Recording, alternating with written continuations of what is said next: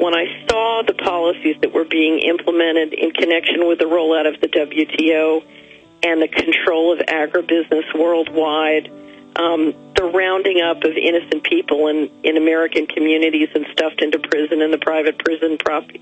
I went through all the different trends from 96 to 98, and I came to the conclusion, sort of back of the envelope, that the only thing I could conclude was that the leadership as a policy was planning on very significant depopulation worldwide.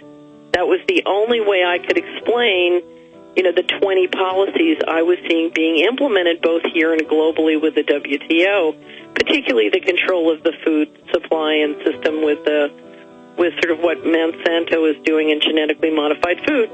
And I was very quiet about it at the time, because I knew other people couldn't fathom what I was saying.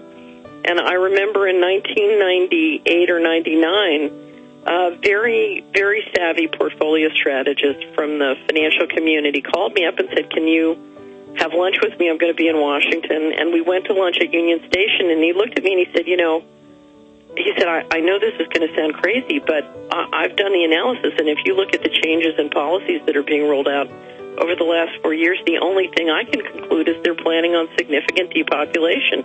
And I said, well, that's what my analysis shows. And we just kind of stared at each other.